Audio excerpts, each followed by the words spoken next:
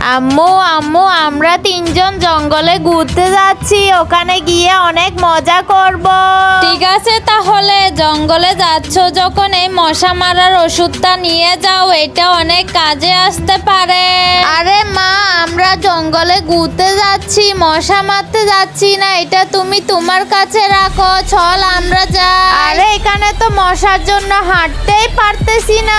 আরে এগুলো তো অনেক বড় বড় জঙ্গলি মশা, এগুলা কামড় দিলে আমরা তো মরেই যাব।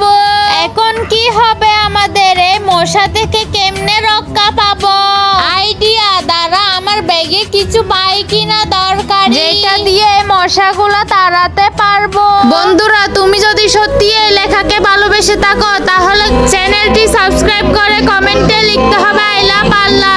আর যদি না করো তাহলে আমি বুঝে নিব তুমি এই লেখাকে ভালোবাসো না। আরে এই স্প্রেটা মনে হয় আম্মু পানি দেওয়ার সময় ব্যাগের মধ্যে রেখে দিয়েছিল।